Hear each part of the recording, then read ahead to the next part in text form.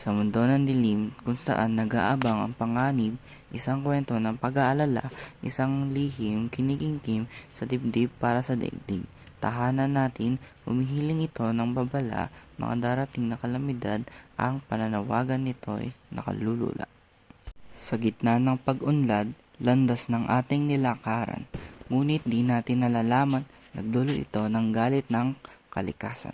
Sa bawat pagsira ng tao, ang kalikasan ay humihinga ng tulong, ngunit tayo ay nagwawalang kibo, hindi narinig ang mga bulong.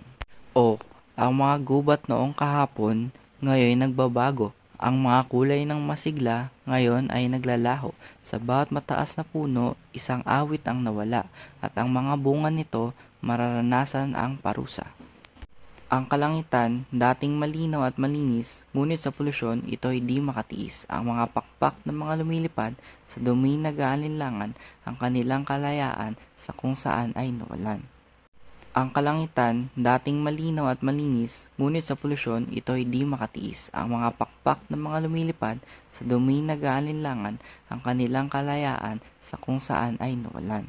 Pagbabago ng klima, isang sitwasyon nakakaabala sa pagtaas ng temperatura, laging takot ang nadarama, baha at tagtuyot, mga sakuna na ating pinagdadaanan.